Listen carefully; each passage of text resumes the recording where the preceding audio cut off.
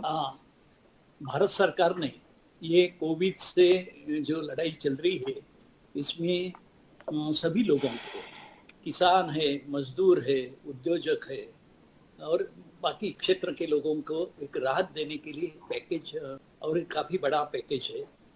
उसकी जो बाकी बातें हैं, छोटी छोटी डिटेल्स है, वो अभी समझना बाकी है, वो आएंगे। लेकिन एक पैकेज अनाउंस तो हुआ है। अब बारी है राज्यों की, और इसमें महाराष्ट्र हमेशा ऐसी बातों में आगे रहा है। तो हम भी हमारा जो ये इंडस्ट्री को खास करके, क्योंकि मेरे पास इंडस्ट्री का पोर्टफोलियो, तो मैं वहाँ तक बात करूँगा। तो इसकी हमें जो तैयारी जो करनी थी वो लगभग हम लोगों ने पूरी की है। अब आखिरी दौर में है और ये पैकेज भी हमारा अनाउंस हो जाएगा। मैं इसलिए इसके आंकड़े नहीं दे सकता हूँ क्योंकि ये कैबिनेट हमारी जो है वो मंजूर करेगी।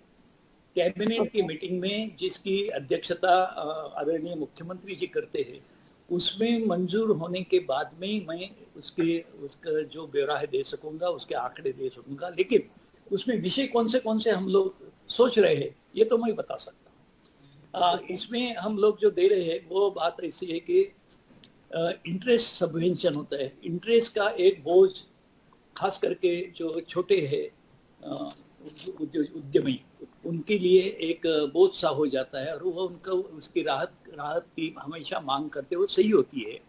तो ये ब्याज का जो अनुदान है, इस पर हम काम कर रहे हैं। आंकड़ा क्या होगा वो हो जाएगा, लेकिन ब्याज में एक राहत देनी चाहिए, इस पर हमारी सहमति हो चुकी है। दूसरी बात है कि ये 2-3 महीने से जो सारा कारोबार ठप हो गया, रुक गया है, और यहाँ से उद्योग से जो कोई इनकम मिल रही थी वो भी नहीं हो रही है, व्यवहार नहीं हो रहे हैं, माल अंदर नहीं आ रहा है, माल बाहर नहीं जा रहा है, ऐसी स्थिति होती है। अभी तो अप्रैल 17 के बाद तो हम लोगों ने काफ़ी उद्योगों को परवानगी दी है शुरू करने के लिए, लेकिन वहाँ तक के जो 2-3 लॉकडाउन हो गए, उसमें भी एक बोझ सा बन गया था। तो इसके लिए जो रोजंदारी है, जो डेली वेजिस है लोगों के, उसके लिए उद्योजक है वो हमारी तरफ देख रहे हैं, और उसमें एक सपोर्ट देना होगा।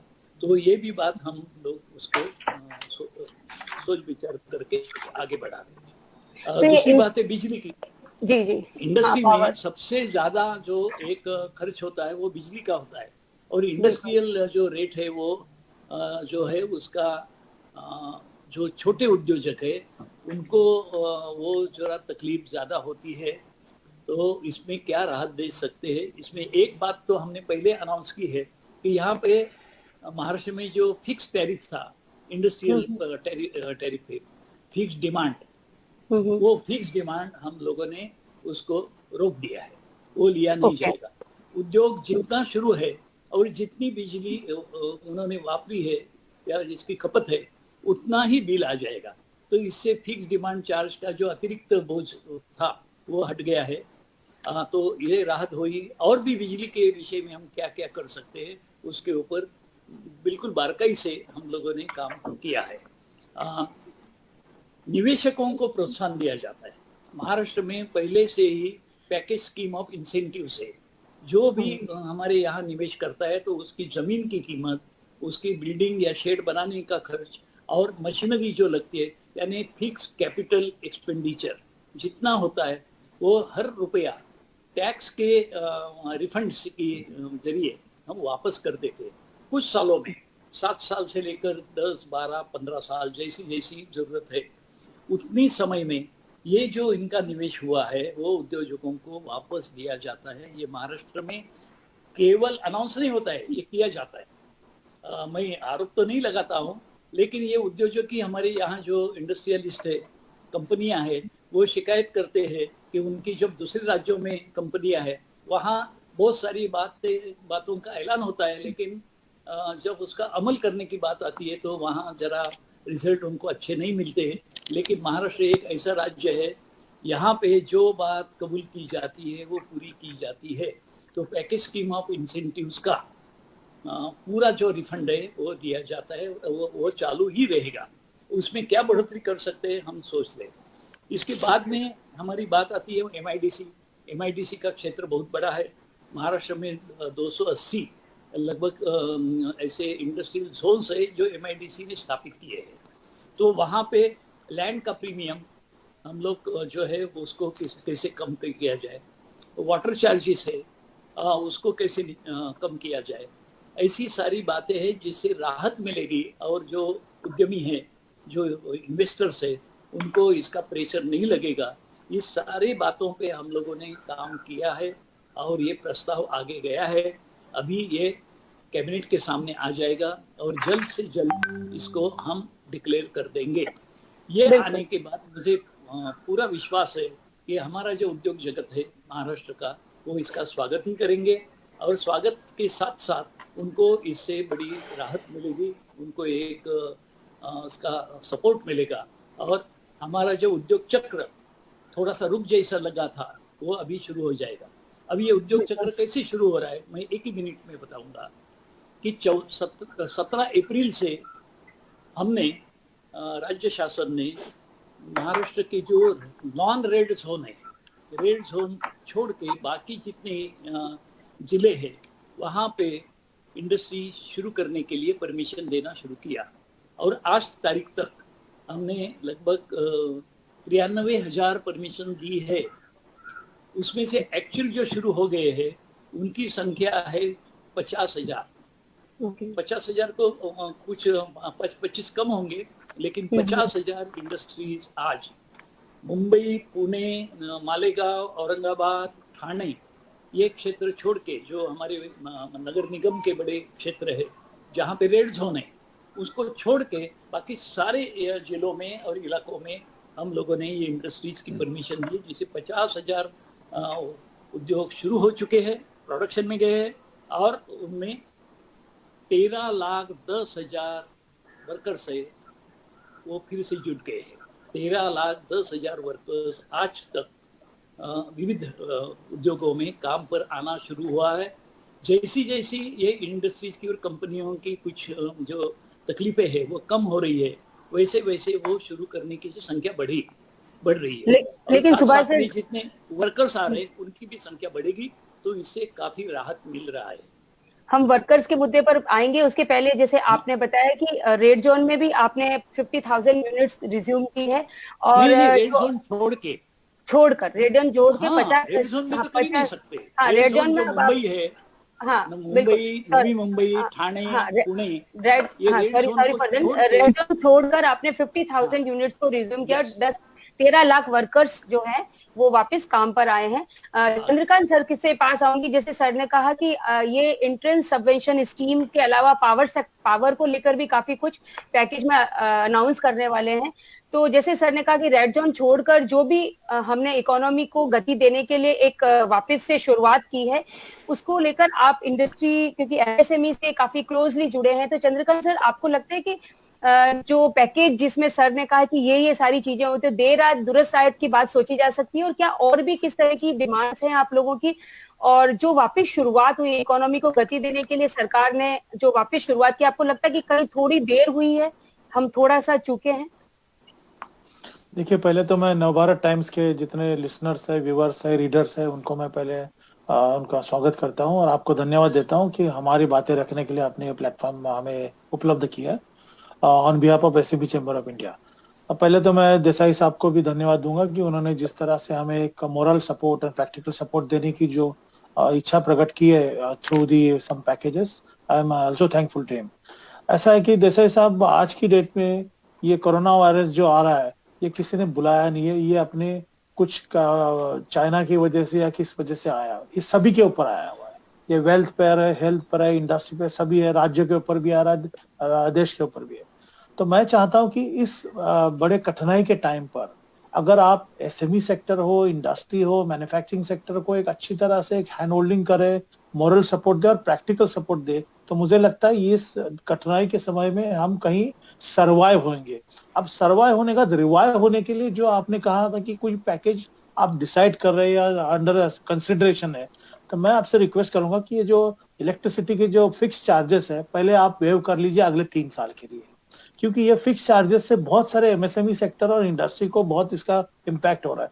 इवन आज के दिन भी न्यूज़पेपर में न्यूज आई है कि कुछ इंडस्ट्रीज को, पुणे है, औरंगाबाद है, कोल्हापुर है, नासिक में इंडस्ट्री को सेम बिल लगाया गया है जो फिक्स कॉस्ट का। वो एमएसएमई कह रही कि वो जो जैसे ऑटोमेटेड सिस्टम से गया हुआ तो इसे विड्रॉ किया जाए। उसमें डर पैदा हो गया अन्य इंडस्ट्री के। सुबह से मेरे पास कम से कम 50 से एसएमएस आया कि ये इलेक्ट्रिसिटी का बिल हमें भरना पड़ेगा क्या।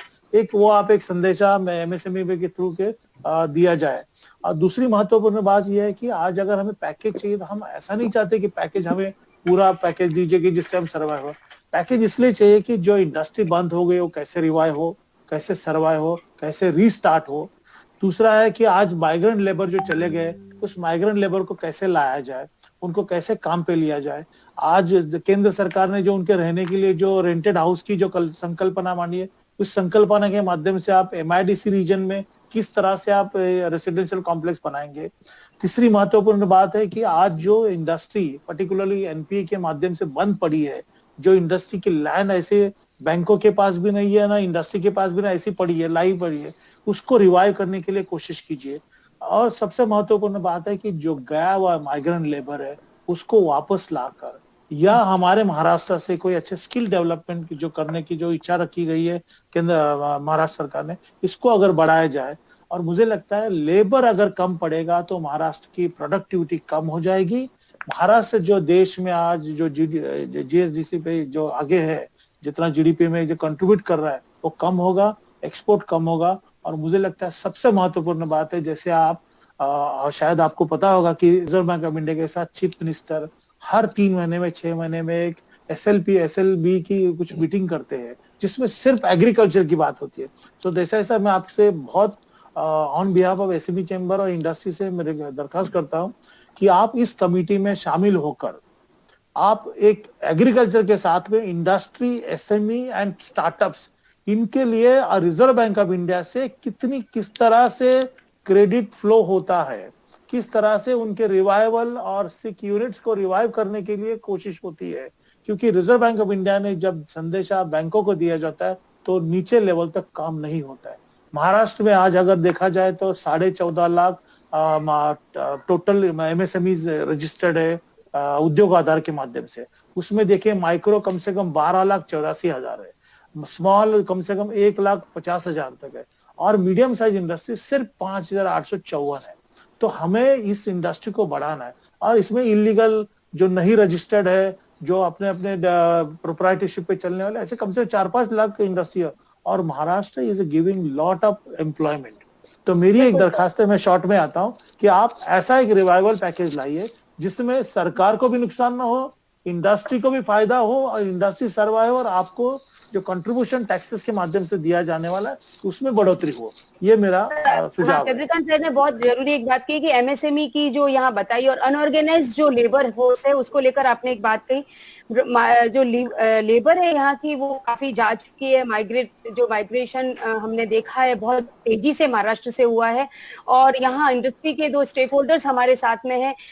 महाराष्ट्र ने कहा, आपने सर बताया कि रेड जोन छोड़ के बाकी की इंडस्ट्री को आपने शुरू होने के लिए बोला और काफी लोगों ने काम शुरू किया। लेकिन इंडस्ट्री का ये मानना है कि लेबर की जो प्रॉब्लम है, जैसे कि जो दुकान वाले हैं अनऑर्गेनाइज सेक्टर से, उनका ये कहना है कि दुकान के अंदर काम करने के लिए लोग नहीं है, और कैसे वो वापस अपना मतलब अगर फास्ट जोन में काम करना है तो वो कैसे कर पाएंगे। तो सुमित, मैं आपके पास आऊंगी पहले कि क्या आपको लगता है कि जो लेबर यहाँ से चली गई है जो स्किल्ड थी, और अब जो यहाँ जो लेबर है उनके साथ काम करना कितना मुश्किल हो रहा है इंडस्ट्री के लिए, और इंडस्ट्री इस समय किस तरह के चैलेंजेस को फेस कर रही है? सुधा जी, पहली बात धन्यवाद मुझे यहाँ बुलाने के लिए नवभारत टाइम्स में। सुभाष जी धन्यवाद सुनने के लिए, और बाकी सब मेरे साथियों। अगर हम देखें आत्मनिर्भर भारत की पहली कड़ी जो बनती है वो है आत्मविश्वास। स्वयं का आत्मविश्वास होना बहुत जरूरी है। अगर हम देखें पूरे भारत में फिस्कल डेफिसिट तो हो रहा है, लेकिन उससे बड़ा जो हो रहा है वो है ट्रस्ट एंड कॉन्फिडेंस डेफिसिट। ये सबसे ज्यादा हमने खोया है अपने साथियों में भी और हमारी इंडस्ट्रीज में भी। तो अगर हम देखें कि हम पहले स्वयं के आत्मविश्वास बढ़ा के अगर हम पहले आत्मनिर्भर खुद हो सके, वो सबसे ज्यादा जरूरी है। आत्मनिर्भर भारत ये एक निरंतर प्रक्रिया है जो काफी वर्षों से चली आ रही है। अगर आप देखें तो 2014 में मोदी जी ने इसका नाम मेक इन इंडिया के नाम से चालू किया था। तो मैं समझता हूँ आत्मनिर्भर भारत ये उसका एक दूसरा पड़ाव है। 2014 से 2019 में आप 5 सालों में अगर आप देखेंगे, हमने जीडीपी ले लीजिए या पर कैपिटा इनकम ले लीजिए, हमने दोनों में काफी हद तक वृद्धि की है, जो बताता है कि भारत अग्रसर भी है और उसकी नींव आत्मनिर्भर होने के लिए मजबूत ऑलरेडी हो चुकी है। ये तो जो सुमित पैंडेमिक आप सुमित ये कह रहे हैं कि हमें यहाँ की जो लेबर जो चली गई है और जो यहाँ बची है उन्हें अब आत्मनिर्भर होना पड़ेगा, जो यहाँ की लेबर है उन्हें स्किल्ड होके यहाँ काम पे लगना पड़ेगा, आप ये कहना चाह रहे हैं? हाँ जी। हाँ तो एक सुमित, पवन सर हमारे साथ हैं, उनका पूरा तो मैन्युफैक्चरिंग मुंबई में और महाराष्ट्र में जगह जगह पे है। तो सियाराम का मैं एक्सपीरियंस पूछना चाहूंगी सर कि किस तरह के चैलेंजेस इंडस्ट्री को इस समय फेस हो रहे हैं, और क्या आपको लगता है कि जो माइग्रेट हो चुकी है लेबर वो वापस मुंबई आएगी और महाराष्ट्र में आएगी? पवन सर। सुधा जी, एक तो आवाज नहीं आ रही है, आवाज मेरे को किसी की भी आवाज सुनाई नहीं पड़ी। हाँ, मेरे को आपका लास्ट का सुनाई पड़ा खाली कि लेबर वापस यहाँ पे आएगी क्या? हाँ जी हाँ जी हाँ जी, वही। तो लेबर तो जो अभी एक बार घर पे गई हुई है, तो लेबर तो आएगी यहाँ पर, लेकिन टाइम लगेगी। लेकिन टेक्सटाइल इंडस्ट्री में कुछ अलग टाइप के प्रॉब्लम्स हैं, क्योंकि टेक्सटाइल इंडस्ट्री में जो भी फैब्रिक बनते हैं वो बनते हैं सीजनल के हिसाब से। अभी जो भी फैब्रिक का फरवरी मार्च में बना हुआ था, वो फैब्रिक की जो डिमांड थी वो अप्रैल मई के कपड़े के लिए बना था, जो कोई स्कूल ड्रेस थी या कुछ थी उसके लिए बना था। अभी वो सीजन खत्म है, क्योंकि रिटेल काउंटर कोई भी खुले नहीं, न स्कूलें खुली। तो वो अभी जो फैब्रिक मतलब हर एक इंडस्ट्री के पास में इन हाउस में है, भले वो रिटेलर हो कि होलसेलर हो कि मैन्युफैक्चरर हो। तो पूरी इंडस्ट्री में एक पैनिक से इस टाइप का हो रहा है कि भाई वो प्रोडक्ट अगर घर में रहेगा तो वो प्रोडक्ट का मतलब सेल होगा सीधा ही जाकर के 1 साल बाद में सेल होगा, जब नेक्स्ट सीजन आएगा तभी। तो 1 साल तक वो स्टॉक को अपने साथ में कैरी फॉरवर्ड करना और उतना पैसे को एक साथ में लगा के रखना, ये सबके लिए बहुत बड़ा चैलेंजिंग काम है। और टेक्सटाइल के अंदर जब तक रिटेल काउंटर इंडिया में, जो क्योंकि आज ज्यादा जैसे हमारा सेल है वो हमारा 95% 90% इंडियन सेल ही होता है, एक्सपोर्ट हम 10-15% करते हैं। तो 90% सेल जब तक यहाँ पर लोकल के रिटेल काउंटर्स पूरे नहीं खुलेंगे, तो वहां पर जो सेल हो रही है उसकी रिस्पॉन्स कैसे आ रही है, उसके बाद ही प्रोडक्शन पूरा हो पाएगा। अब मिनिस्टर साहब ने, देसाई साहब ने कहा कि इंडस्ट्री चालू हुई है, इंडस्ट्री बहुत से लोग चालू करने की कोशिश कर रहे हैं, 20 से 25-30% तक चालू हुई है, क्योंकि उनको क्या बनाना है और क्या आगे चलेगा वो अभी तक कोई भी आदमी क्लियर नहीं है उसके बारे में। तो एक बार ये चीज जब तक सब दुकानें चालू होंगी, कस्टमर की रिक्वायरमेंट एक्चुअल क्या आती है, क्योंकि कस्टमर भी आज एक दुकान में आने से डरता है। अभी हमने जो 4 दिन पहले एक महाकुंभ करके हमने जो किया था, उसके अंदर हमने कस्टमर को एक ऐप बना के दिया था कि जिससे आप ऑनलाइन सेल कर सकें, और वो उनको पसंद भी आया था। उसमें 60,000 रिटेलर्स ने पार्ट भी लिया था, और वो उसके लिए वर्किंग कर रहे हैं कि हम एक के थ्रू कपड़ा बेचना शुरू करें, जो कि मतलब कपड़ा बेचने के लिए सबको फील और टच की जरूरत होती है। तो वो भी ऐप के थ्रू हम कोशिश कर रहे हैं कि वो टोटल कपड़ा जो है ना वो ऐप के थ्रू जाए, बिना टच फील के कपड़ा बिके। तो उसमें जो भी मतलब वो भी एक आत्मनिर्भर का एक आगे स्टेप होगा कि टेक्सटाइल ऑनलाइन एक छोटा रिटेलर जो 500 स्क्वायर फीट की दुकान रखता है, वो अपने एरिया में ऑनलाइन कपड़ा सेल करना शुरू करे।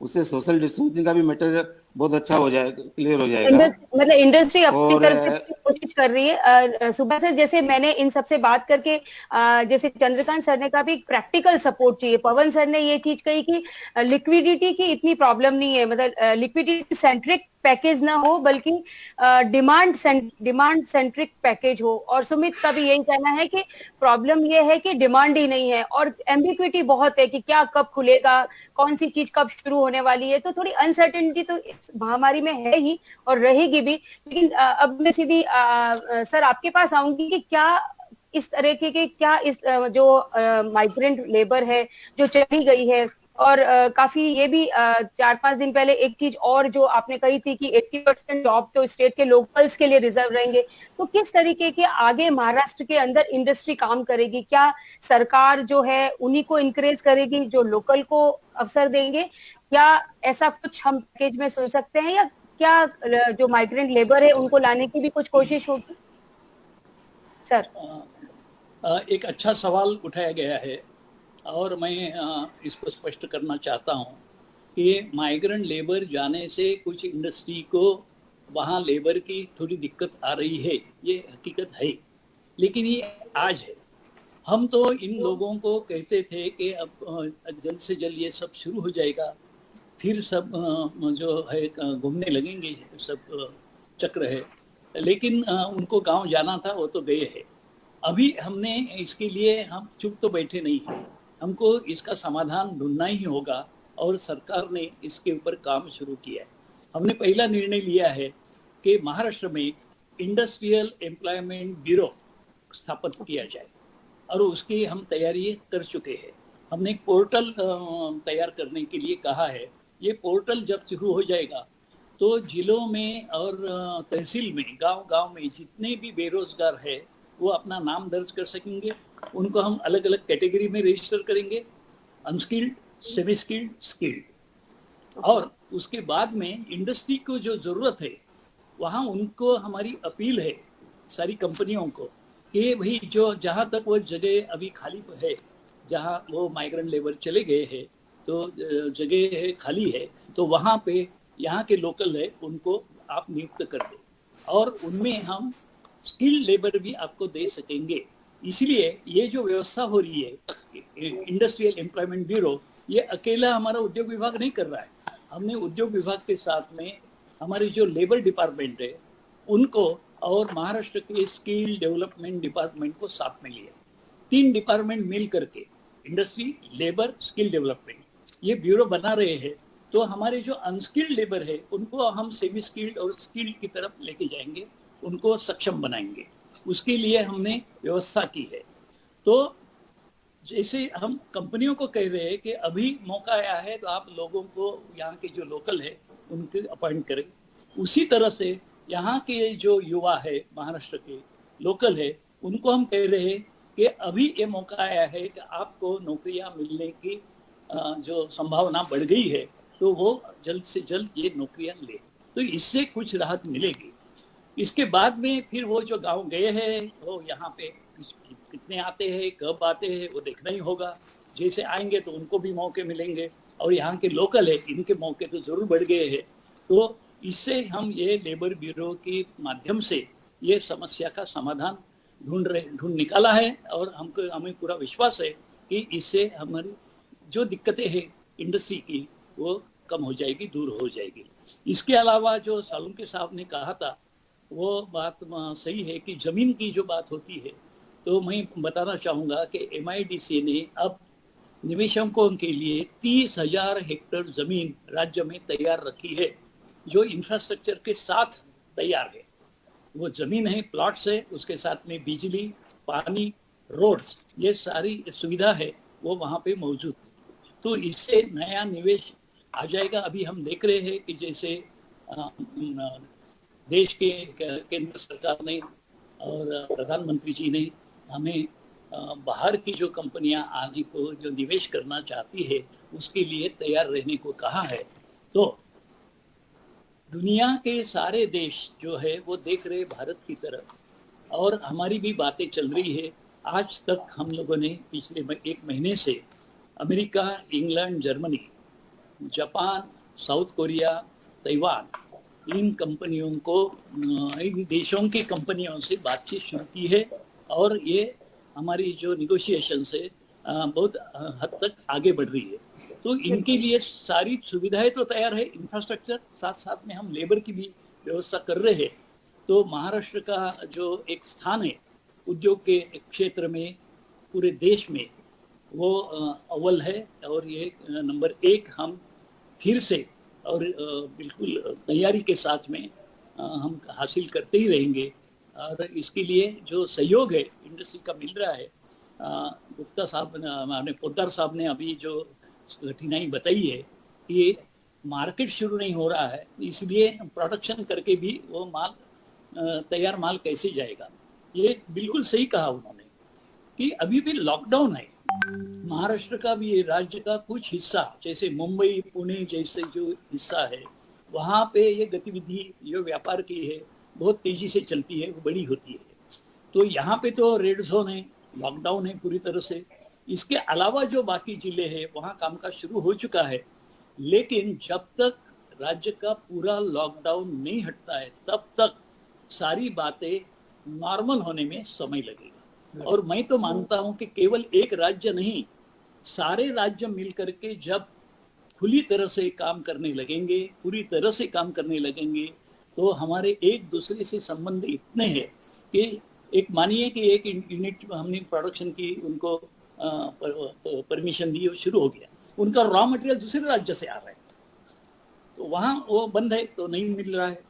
और यहाँ से बनने वाली हर चीज़ है, अभी महाराष्ट्र में इसको ऑटोमोबाइल हब कहा जाता है, बहुत सारे ब्रांड्स है ऑटोमोबाइल के, मोटर कार के यहाँ है, तो यहाँ पे अभी प्रोडक्शन समझो शुरू हो गया तो उसकी बिक्री तो पूरे देश में होती है।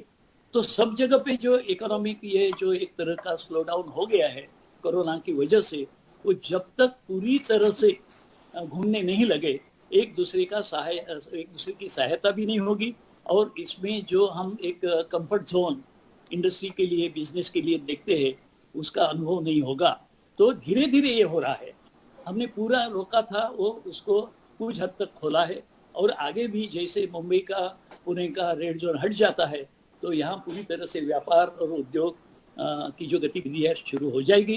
एक उम्मीद के साथ हमको आगे बढ़ना होगा, एक विश्वास मन में रखना होगा, और जो जो कठिनाई आ रही है उसका मुकाबला करते करते ही हमें आगे बढ़ना होगा। ये मेरा सभी से निवेदन है। बिल्कुल, सर ने जैसे बताया। चंद्रकांत सर, मुझे यहाँ पूछना है कि कुछ समय पहले नितिन गडकरी जी ने कहा था कि चाइना की जो प्रॉब्लम है उसको देखते हुए स्टेट में, हर स्टेट को ये करना चाहिए कि वहाँ की जो एमएसएमई है वो एमएसएमई इसको कैसे एक्सप्लॉइट करे, इस चीज को कि जेवी करे उन फॉरेन कंपनियों के साथ में, और इसके लिए एक इंफ्रास्ट्रक्चर, एक प्लेटफॉर्म मुहैया करवाया जाए। तो आपको लगता है कि एमएसएमई यहाँ की वो काम कर पाने में सक्षम है इस समय, क्योंकि यही मौका है?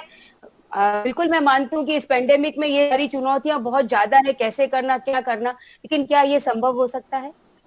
देखिए, इंडिया में जो एमएसएमई सेक्टर है, जो माइक्रो टाइनी है, वो तो लोकल के लिए काम करते हैं, लेकिन जो small and medium size industries है, जिनकी कैपेसिटी अच्छी है, जिनके पास इंडस्ट्रियल प्रीमाइसेस बढ़िया है, टेक्नोलॉजी अच्छी है, कैपेसिटी प्रोडक्टिविटी की अच्छी है, जिनको ग्लोबल लेवल पे प्रोडक्शन ले जाने की इच्छा है, जो क्षमता रखते हैं, उनके लिए सही है। लेकिन एक दूसरी महत्वपूर्ण बात है कि आज की दुनिया में, आज की डेट में हमें चाहिए ईज ऑफ डूइंग बिजनेस।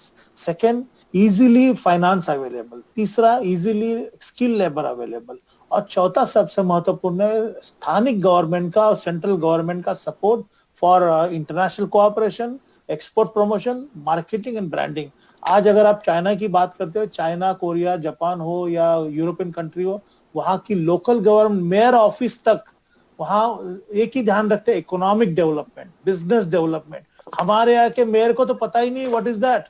और सेकेंड थिंग, आज स्टेट गवर्नमेंट के पास डेवलपमेंट कमिश्नरेट इतनी बढ़िया है, उस बढ़िया कमिश्नरेट से अगर हम इसको आगे बढ़ाए, डेवलपमेंट कमिश्नर ने अगर इस पे ध्यान दिया जाए कि इसके अगर समझो डेवलपमेंट के लिए, कनेक्टिविटी के लिए, प्रमोशन के लिए, तो ये करना बहुत जरूरी है। लेकिन अब देखते हैं अब ये कोरोना के बाद हम कितना संभल पाते हैं, कितने इंडस्ट्रीज आगे बढ़ती है, कितनी जिंदा रहती है, कितनी आगे बढ़ने की कोशिश रखते हैं। लेकिन मैं आगे बढ़ने के पहले आपको, देसाई साहब को, 2-3 मेरे सवाल है, बहुत इंपॉर्टेंट सवाल है, मैं पूछना चाहूंगा। आपने कहा कि जैसे कि लेबर का बहुत सारा लैकिंग अभी हो रहा है, हमारे माइग्रेंट लेबर चले गए। मेरी मुझे एक क्वेश्चन ऐसा पूछना है कि आपने शिवसेना के माध्यम से एक रोजगार मेलावा, जैसे एम्प्लॉयमेंट जनरेशन, एक फंक्शन कराए थे ऑल महाराष्ट्र में, जिसके माध्यम से लोकल अनएम्प्लॉयड पीपल को स्किल को स्किल, अनस्किल को अनस्किल, ऐसे बहुत सारे मेलावे में एमआईडीसी के माध्यम से किए थे। उस वक्त जो आपके पास डेटाबेस जो अवेलेबल हुआ है, उस डेटाबेस में आपको लगता है कि उसमें से जो लेबर है, वर्कर्स है, एम्प्लॉयज है, उनको अभी हम काम दे सकते हैं, या वो आप वेबसाइट पर डालते हैं, उसके माध्यम से हमारी इंडस्ट्री उसको एक्सेस कर सकती है? एक है। दूसरी बात यह है कि आज हमारे स्टेट में जो कंपनियां अच्छा काम कर रही है, जो इंडस्ट्री अच्छा करने जा रही है, क्या उसको हम आगे बढ़ाने के लिए स्टेट गवर्नमेंट के पैकेज में हो या अनपैकेज में हो, ऐसा कोई प्रस्ताव ला रही है? और तीसरी महत्वपूर्ण बात है, 40,000 एकड़ की जो आपने इंडस्ट्रियल लैंड की बात किया जो रेडीली अवेलेबल है, उसमें माननीय मुख्यमंत्री जी ने कहा था कि ये हम लीज पर भी देंगे। अगर लीज पे देने की बात है तो क्यों ना हमारे एमएसएमई सेक्टर अप्रोच हो, इसका आप एक जवाब दीजिए। और चौथा मेरा प्रश्न ये रहेगा कि आप इंडस्ट्री के माध्यम से जो एमएसएमई पॉलिसी जो बनाई गई है, इस पॉलिसी के माध्यम से आज तक आपने किस प्रकार का डेवलपमेंट या कुछ प्लानिंग किया है कि जो अब तक का प्लानिंग अलग है, ये एग्जिट प्लान के कोरोना के बाद जो एग्जिट प्लान बनेगा उसका प्लानिंग अलग है? आपसे मैं सुनना चाहूंगा देसाई साहब।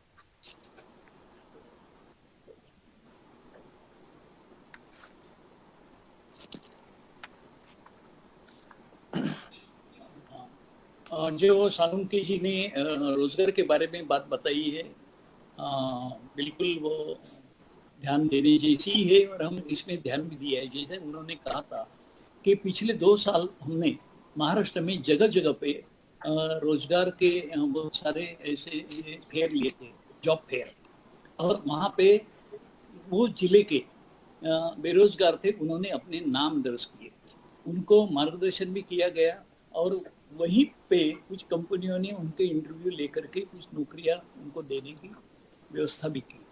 लेकिन फिर भी बहुत भारी संख्या में हमारे यहाँ रजिस्ट्रेशन हो चुका है, तो वो डेटा हमारे पास अवेलेबल है।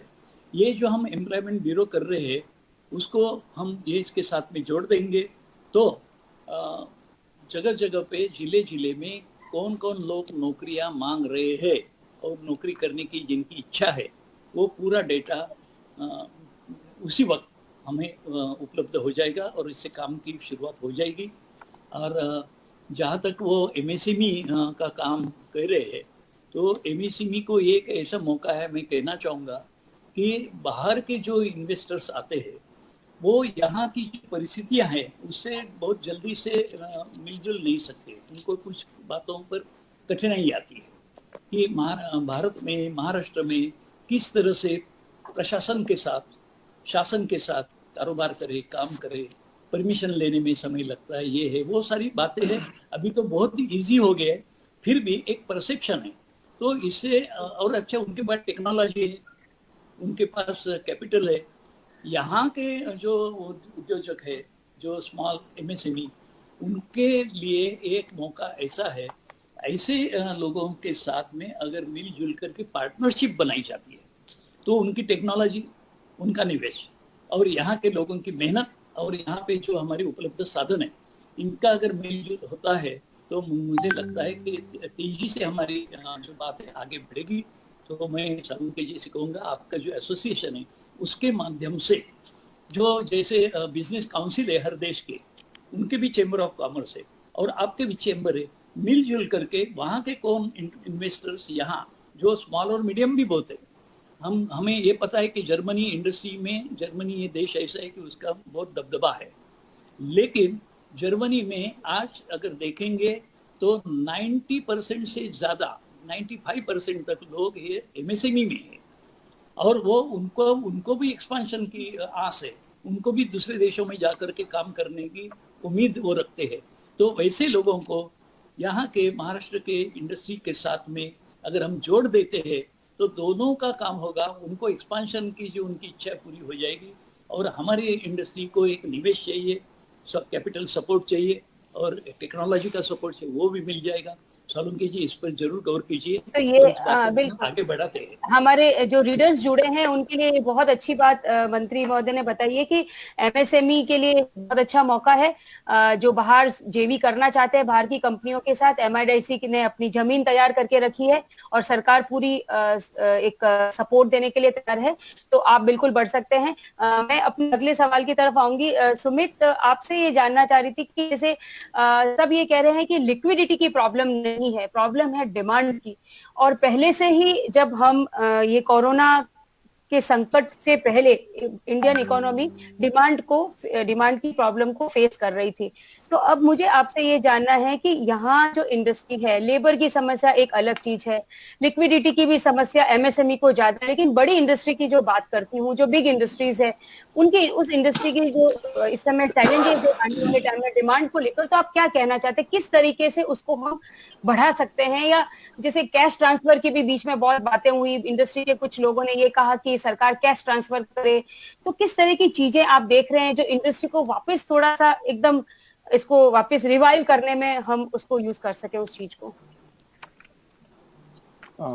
सुधा जी, अगर आप देखेंगे ध्यान से, हमारा जो पीएमआई है, परचेस मैनेजर इंडेक्स जिसको बोलते हैं हम लोग, वो भारत का अभी करीबन लास्ट 1-1.5 महीने से 30 के पास पहुंच चुका है, जो काफी समय तक 50 तक रहता है।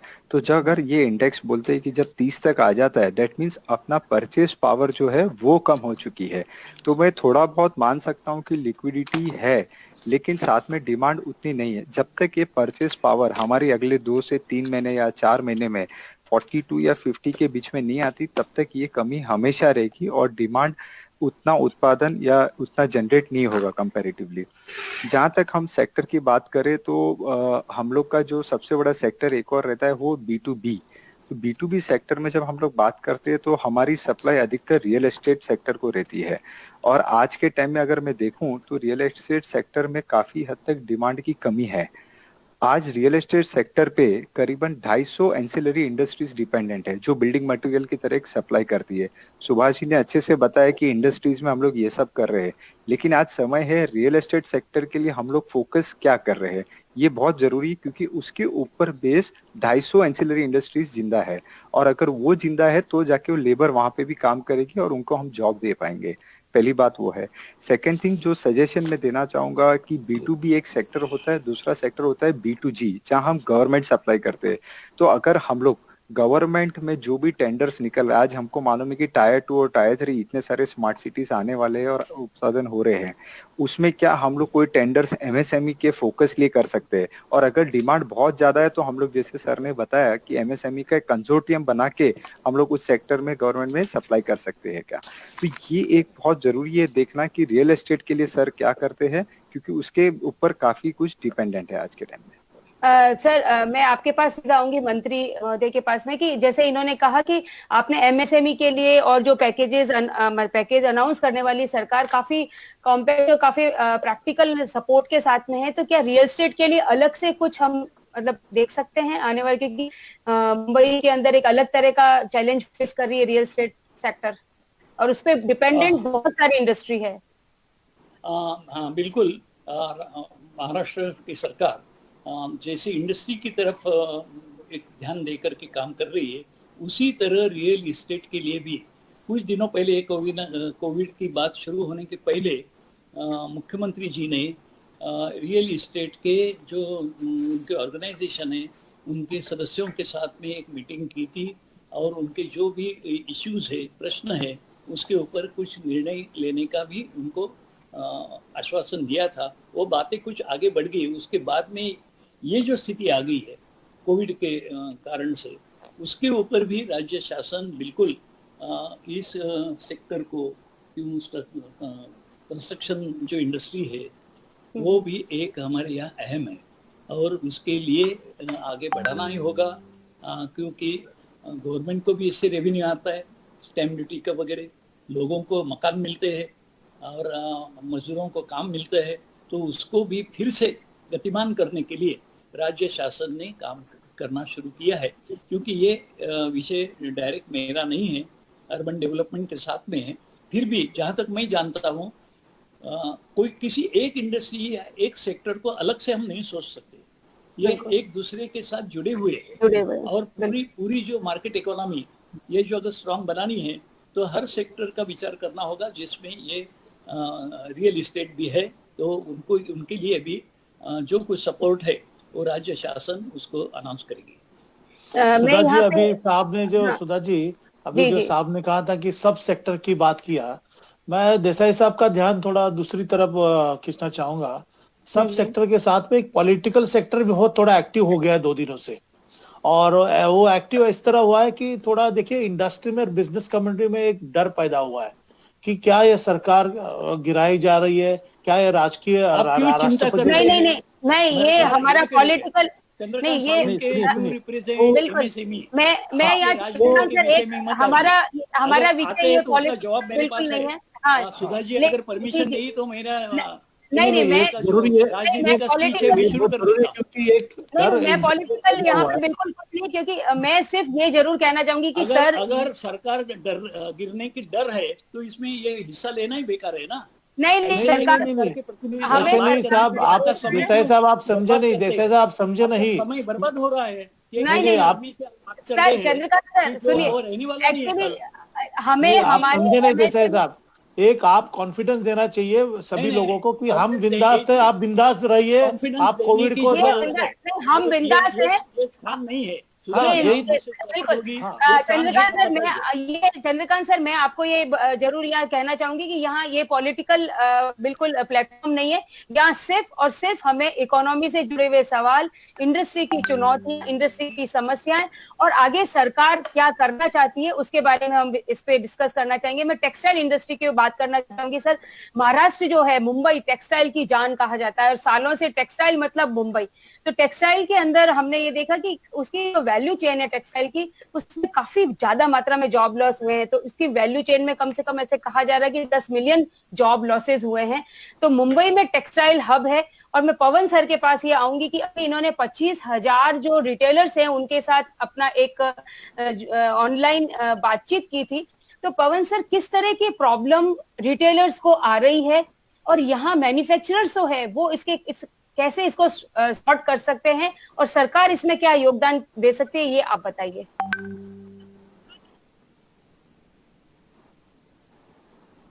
सुधा जी, आपकी आवाज मेरे को किसी की आवाज नहीं सुनाई पड़ रही है। अब आ रही है लेकिन आपको वो जो आवाज? 23 तारीख को जो आप बात कर रहे थे महाकुंभ की बात, जी नहीं जी बीच में कटकर हो रही है, आवाज नहीं आ रही है। जो हाँ हाँ हाँ। 23 तारीख को हमारा जो महाकुंभ हुआ था, तो उसके वो लोग हमने क्या महाकुंभ का समझते हैं? जैसे हमने महाकुंभ का एक किया था कि भाई, जैसे गवर्नमेंट भी, देसाई सर भी बोल रहे हैं कि भाई हम इंडस्ट्री के लिए कर रहे हैं, तो हमारा महाकुंभ का पहला एम था कि भाई जो हमारे रिटेलर्स हैं उनका बिजनेस कैसे बढ़े और उनको प्रॉफिट कैसे बढ़े, वो हमने एम लिया था। और वो एम के अंदर कुछ हमारे 60,000 आदमी ने रजिस्ट्रेशन किया था, रिटेल काउंटर्स ने। तो उनकी जो जो डिफिकल्टीज थी, वो डिफिकल्टीज कि उनका बिजनेस कैसे बढ़े, उसके बारे में हमने 8 अच्छे स्पीकर्स को बुलाए थे और 8 स्पीकर ने अपने अपने राय दिए थे कि भाई आप ये काम करोगे तो आपका सेल बढ़ जाएगा। और वो देख करके उसमें जो मेन पॉइंट थे कि भाई एक आपका स्टॉक वर्सेस सेल रेशियो बराबर होना चाहिए, आपके पास में जगह अगर वेस्ट जा रही है तो उसको प्रॉपर ढंग से यूटिलाइज करना चाहिए, फंड का यूटिलाइजेशन बराबर होना चाहिए। और आने वाला जो टाइम है जिसमें कि ऑनलाइन काम ज्यादा होगा, तो वो ऑनलाइन काम एक छोटा रिटेलर कैसे करे, उसके बारे में मतलब ऐसा उन्होंने बताया। और सब रिटेलर बहुत हैप्पी हुए थे। बोले ये होने के बाद में अभी तो पूरा मार्केट खुला नहीं है, लेकिन हम अगर ये सब चीज कर लेंगे तो हमको होप है कि आगे जाकर के बिजनेस अच्छा चलेगा। और वैसे भी हर एक कोई भी कितनी भी घनी रात हो, सुबह तो आती ही हो, सुबह मतलब जो भी आएगी वो अच्छी सुबह ही आएगी, वो होप तो ही है सबको। सुभाष सर, ये बात अच्छा, बहुत सही है कि होप पर हम बिल्कुल मेरा ये बोलना कि सर मैं जो जरा अभी हाँ जी हाँ जी जो पुरानी सब्सिडी के पैसे हैं, जो पुरानी सब्सिडी जो इंडस्ट्री के मतलब लीगल हो चुकी है, वो भी पैसे नहीं मिल रहे हैं। ओके तो एक जो आप जो एक जो सब्सिडीज जो अभी वो नई जो दे रहे हैं, अगर कुछ इंडस्ट्री के जो पैसे बाकी हैं वो भी मिल जाए तो उनको एक रिलीफ मिल जाएगी। ये हमारी रिक्वेस्ट थी इंडस्ट्री की। ओके सुभाष सर बताइए। पवन जी, आपने जो जिस क्षेत्र का जो मुद्दा रखा है, ये टेक्सटाइल इंडस्ट्री, ये भारत के लिए और महाराष्ट्र के लिए भी बहुत ही एक बड़ा सेक्टर है। महाराष्ट्र में टेक्सटाइल में बहुत काम हो रहा है, उसमें रोजगार भी बहुत बड़ी संख्या में मिल रहे लोगों को। तो इसलिए तो महाराष्ट्र सरकार ने पिछले कुछ सालों से टेक्सटाइल पार्क बनाने का काम शुरू किया और अमरावती भी जो टेक्सटाइल पार्क तैयार हो गया है, आप भी है उसमें। तो वो एक बहुत ही अच्छा आइडियल टेक्सटाइल पार्क बन रहा है। तो हमारी हम सोच यही है कि हम महाराष्ट्र में कपास की जो उपज है बहुत अच्छी है, कपास निकलती है, लेकिन उसके बाद में उसका वैल्यू एडिशन राज्य में नहीं होता। तो उसके लिए हमने fibre to fabric, fabric to fashion, इस तरह की कंप्लीट एंड टू एंड एक चेन तैयार की जाए, और गारमेंट है, अपैरल्स है, वो उसके तैयार करने के भी उद्योग यहाँ पे अगर हो जाते हैं तो पूरी दुनिया में टेक्सटाइल की जितनी डिमांड है उसको पूरा करने के लिए हिंदुस्तान का जो हिस्सा है वो बढ़ते जाएगा, और महाराष्ट्र पीछे नहीं रहना चाहता, इसलिए हमने टेक्सटाइल पार्क बनाने का जो हमारा काम है वो आगे भी शुरू रखा है। साथ साथ में मुंबई की बात है तो मुंबई, सुधा जी मैं आपको बताऊं कि एक समय था जब मुंबई ये टेक्सटाइल हब जाना जाता था, जी जी। लेकिन जब वो मिल्स, जो पुरानी मिल्स बंद हो गई है, उसके बाद में लगभग 2 लाख मजदूरों का जो रोजगार है वो भी चला गया। और उसके बाद में हम देखते हैं तो क्या हुआ, मुंबई में परिवर्तन एक दिखाई देता है कि जो जिसको हम मराठी में गिरणगांव कहते हैं, मतलब मिल्स का जो इलाका है वो सेंट्रल मुंबई में परेल, वर्ली और ये सारे इलाके में अभी हम देख रहे हैं कि स्काई स्क्रैपर, बड़े बड़े टावर हो गए हैं और ये कमर्शियल टावर्स हो गए हैं, उसके अंदर भी रोजगार मिलने लगे हैं। वहाँ आईटी पार्क हो गए हैं, बैंक्स आ गई है, कमर्शियल एस्टेब्लिशमेंट आ गई है, और उसमें से काफी बड़ी संख्या में रोजगार मिला है। तो 2 लाख तो रोजगार चले गए, तो मैं मानता हूँ उसके बाद में इसी क्षेत्र में 5 लाख नए रोजगार हो गए। काम का जो एक स्वरूप है वो बदल गया है। जैसे वो के मशीन के ऊपर काम करते थे लूम पे, तो उसकी जगह पे अभी कंप्यूटर पे काम नई पीढ़ी कर रही है, और ये बड़ी मात्रा में इस तरह के एम्प्लॉयमेंट अभी मिल रहा है। मैं एक बात बताऊं आपको कि जब मिल्स बंद हो गई थी उस वक्त मुंबई की जो आबादी है, लोक संख्या, वो लगभग 60-70 लाख थी। आज मुंबई की आबादी 1,30,00,000 हो गई है। तो इतने सारे परिवारों के लिए रोजगार है यहाँ, और रोजगार है इसलिए लोग आ गए और बाहर से भी आ गए। तो इन सबको साथ में लेकर के मुंबई ने अपनी जो ताकत है वो उतनी नहीं रखी तो बढ़ाई है। तो एम्प्लॉयमेंट के जो जरिए है वो बदल गए, लेकिन एम्प्लॉयमेंट यहाँ है। लेकिन टेक्सटाइल की जहाँ तक बात है, हमें बहुत आगे मौके हैं, और चाइना से अगर ये टेक्सटाइल का काम दूसरे देशों में जाता है तो भारत ने क्यों नहीं उसको अपनाना चाहिए, महाराष्ट्र ने क्यों नहीं करना चाहिए। और इस दिशा में मिलजुल करके काम होगा। अकेली सरकार नहीं कर पाएगी, अकेले उद्योग नहीं कर पाएंगे।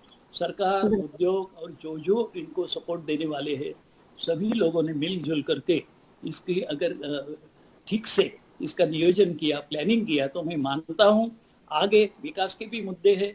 हमको डेवलप होने के लिए, हमारी इकोनॉमी फिर से रिसर्च करने के लिए भी उसका मौका आ जाएगा और सभी को काम भी मिलेगा। बिल्कुल, ये रिसर्जेंट महाराष्ट्र की जो आपने आज बात कही सुबह सर, हम बिल्कुल दूसरा मैं देसाई साहब आपको कांग्रेचुलेट देना चाहता हूँ कि अमरावती का नाम क्यों पेटे का जो MIDC बना हुआ है वो पूरा टेक्नोलॉजी वाइज बहुत अच्छा है, और मतलब 5 स्टार जैसा MIDC बनाया, उसके लिए आपको मैं बहुत बहुत धन्यवाद देना चाहता हूँ। और ऐसी तरह के पार्क और भी बन रहे हैं और बनाएंगे। आप तैयार रहिए, आपको बहुत काम करना होगा, आपको यानी आपके सेक्टर को। लेकिन इसके साथ साथ में जो भी सरकार की तरफ से इंफ्रास्ट्रक्चर सपोर्ट देना है, पॉलिसी सपोर्ट देना है, बहुत सारी बातें आपको चाहिए, वो देने के लिए हम लोग तैयार है।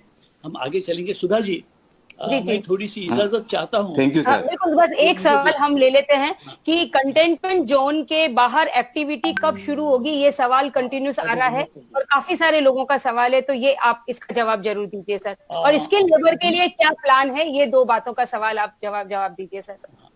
मुंबई, पुणे, ठाणे, औरंगाबाद, मालेगांव, नवी मुंबई ऐसे महानगर पालिका के क्षेत्र है, वहाँ पे रेड जोन है, वहाँ एक अनुमति नहीं दी जा सकती। उसके अंदर जो कंटेनमेंट जोन है, उसके अलावा रेड जोन के दूसरे जो इलाके हैं उसमें क्या क्या गतिविधि शुरू कर सकते हैं, इसके ऊपर एक जो हमारे नियोजन करता है वो बरोबर प्लान कर रहे हैं। मैं मानता हूँ कि 1 जून से कुछ राहत जरूर मिलेगी, और इसमें जो व्यापार है और ऑफिसेस है वो खोलने की जो मांग हो रही है उसके ऊपर जरूर कुछ न कुछ निर्णय मिलेगा। 1 जून के बाद हम उम्मीद रख सकते हैं। लेकिन साथ साथ में एक बात को ध्यान में रखना ही होगा कि हमारी लड़ाई कोरोना से है, बिल्कुल कोरोना को रोकना ही होगा, ये चेन तोड़नी होगी, और इसके लिए सरकार को अगर कोई कठोर निर्णय लेने पड़ते हैं तो लेने आवश्यक होता है, और लोग बिल्कुल। वो समझते भी है और लोगों का सहयोग मिलता है, इसलिए अब तक ये 1, 2, 3, 4 लॉकडाउन चल रहे हैं। तो पहली जिम्मेदारी ये है कि लोगों के प्राणों की रक्षा, लोगों के बिल्कुल। स्वास्थ्य की रक्षा, इसको प्रायोरिटी है, ये पहला काम करेंगे। बिल्कुल इकोनॉमी सर। को भी संवारना है, वो भी एक जिम्मेदारी है, उसको भी साथ साथ में हम लेकर के जाना चाहते हैं, लेकिन प्रायोरिटी कंटेनमेंट की है, कोरोना को रोकना है, इसको साथ में रखते सबसे हुए जरूरी। हाँ, फिर दूसरा क्या क्या कर सकते हैं उस पर सरकार काम कर रही है। चलो, जो बिल्कुल सर। सरकार के साथ हम लोग सभी इंडस्ट्री वाले हैं, आप अच्छा सहयोग दीजिए, हमें अच्छा रिवाज कीजिए, we will be happy to work with you. Subhash sir, और Thank मैं you so आपका much. बहुत धन्यवाद देना चाहती हूँ कि आपने एक मानवीय पहलू को जरूरी ध्यान में रखते हुए इंडस्ट्री का विकास यहाँ कैसे शुरू हो, इसके लिए जो आपने इंडस्ट्रियल एम्प्लॉयमेंट ब्यूरो की बात की, आपने एक जो इंटरेस्ट सबवेंशन स्कीम की बात की, और कैसे बाहर की जो इंडस्ट्री महाराष्ट्र में, मुंबई में आके काम करना चाहती है, उनके लिए MIDC के क्या प्लान है, उनके बारे में हमें और हमारे दर्शकों को बताया। इसके लिए मैं बहुत आपकी आभारी हूँ।